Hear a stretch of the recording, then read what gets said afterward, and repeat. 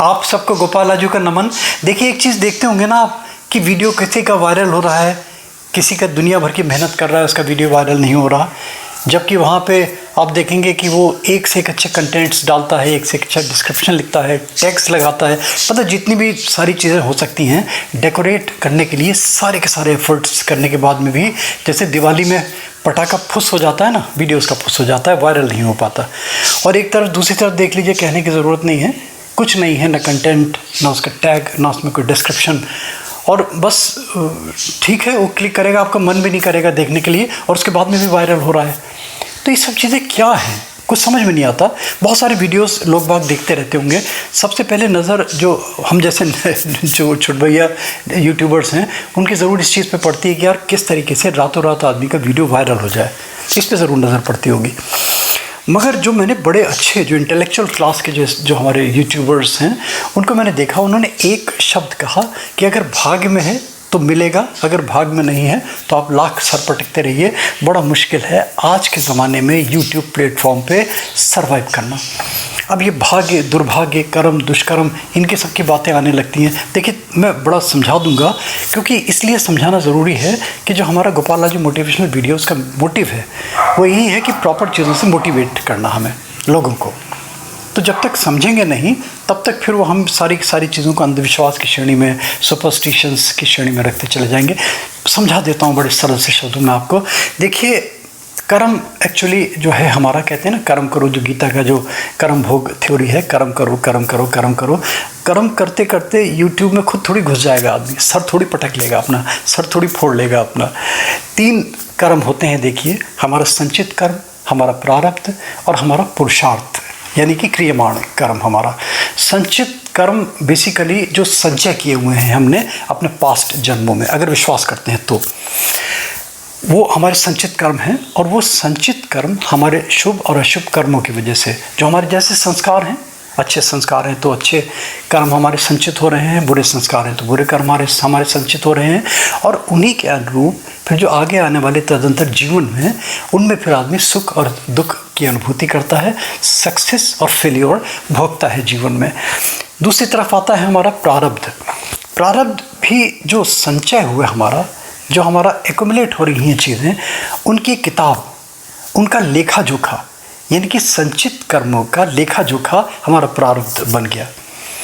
अब ये प्रारब्ध जो है, इसी प्रारब्ध को भोगने के लिए, इसी प्रारब्ध को अच्छा बनाने के लिए विधि ने कुछ ऐसे नियम बनाए हैं कि आदमी तदंतर में जन्म लेता चला जाता है। मान लीजिए किसी के सत्कर्म है, कोई साधना किसी की अधूरी रह गई, तो फिर इस जन्म में वो इसलिए अच्छे परिवार में पैदा होता है कि जो उसकी अधूरी साधनाएँ थी, जो उसके अधूरे कर्म थे, वो किसी तरीके से पूरे हो जाएं और वो संस्कारी बने। ये जो विधि है वो जोर मारती है। मगर होता क्या है कि संचित कर्म देखा आदमी ने, संचित कर्म में हमारे में शुभ कर्म तो है ही नहीं। पिछले जन्म में पता नहीं क्या क्या हमने दुष्कर्म करे जो हम इस जन्म में झेल रहे हैं, हमें सक्सेस नहीं मिल रही, हम जगह जगह फेल हो रहे हैं। इसके लिए फिर विधि ने बनाया पुरुषार्थ, क्रियमाण कर्म, यानी कि अपने कर्मों को सुधारने के लिए हम क्या एफर्ट्स कर रहे हैं। अब देखिए एक बड़े समान से लोगों की जिज्ञासा, समान सा प्रश्न होगा लोगों का कि जब भाग में नहीं लिखा, भाग में लिखा है तो फिर क्यों आदमी मेहनत करे, है ना। भाग में मिलना होगा तो मिलेगा, नहीं मिलना होगा नहीं मिलेगा। इस तरीके से जो निराशावादी हैं, बहुत सारे आशावादी भी हैं, बहुत सारे भाग्यवादी भी हैं, बहुत सारे जो भाग्य को नहीं मानते, सब टाइप के लोग हैं। हमें किसी से कोई लेना देना नहीं, मैं तो अपने व्यूज़ आपको कर रहा हूँ। देखिए अगर ये मान ले कि हमारे भाग में है तो मिलेगा, तो फिर देखिए एक छोटे से शब्दों में समझा देता हूँ। देखिए आपको इस तरह समझ लीजिए, थाली सजी हुई रखी हुई है आपके सामने, भांति भांति के व्यंजन हैं, दिखाई दे रहा है, मुंह से राल भी टपक रही है, आंखों से सुंदर भी लग रहा है, मगर हम इतना पुरुषार्थ, इतना कर्म नहीं कर रहे कि थाली तक हाथ बढ़ा के कौर लेके मुँह में डाल दें, तो वो चीज़ डॉर्मेंट हो गई, यानी कि वो चीज़ सुषुप्त अवस्था में चली गई। यानी कि थाली से और आपके हाथ के बीच में जो डिस्टेंस है वो एक तरीके से डॉर्मेंट हो गया। अब उसकी दूरी को कैसे दूर किया जाए, तो हाथ बढ़ाएंगे, उसके लिए पुरुषार्थ करेंगे, उसके लिए क्रियमाण कर्म करेंगे, तब थाली आपके मुंह में उसका भोजन पहुंचेगा। बिजली, फॉर एग्जांपल मैं बैठा हूँ, स्विच सामने दिखाई दे रहा है, बिजली है, सब कुछ है, पता है कि प्रकाश है, उसका वजूद है, उसका एग्जिस्टेंस है, मगर अगर जब तक कि हम अपना कर्म उंगली अपनी उसके स्विच तक नहीं पहुंचाएंगे, उसके स्विच को ऑन नहीं करेंगे, तब तक प्रकाश हमें दृष्टिगोचर नहीं होगा। अंधेरे में बैठे रहेंगे, हमें पता है कि लाइट है, हमें जानते हैं सब, यानी कि प्रारब्ध में मिला, हमें विधि ने दिया हमें, मगर अपने पुरुषार्थ से हम उससे वंचित रह गए।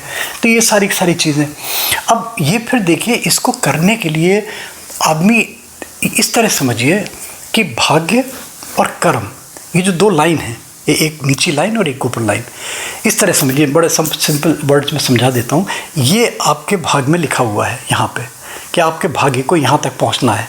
इसके बाद में डेड लाइन, माना कि एक मैक्सिमम, एक ऑप्टिमम पॉइंट आपके जीवन का ये वाला है, आप यहाँ तक अप्रोच कर गए, है ना, 2-3 फीट 4 फीट, 1 किलोमीटर 2 किलोमीटर तक नीचे रह गए, आपके पुरुषार्थ में कमी आ गई, है ना, आपको कोई टूल नहीं मिला, आपको कोई इंस्पिरेशन नहीं मिली, आपको किसी ने मोटिवेट नहीं किया। टूल का मतलब, जैसे फॉर एग्जांपल आंखें ख़राब थी तो चश्मा लगा लिया, यानी कि वो टूल मिल गया आपको, तो उस टूल ने कैटलिस्ट की तरह काम किया, यानी कि आपका जो ऑप्टिमम पॉइंट था, उस टूल ने, उस चश्मे ने उसको यहाँ तक पहुँचा दिया। ठीक है ना।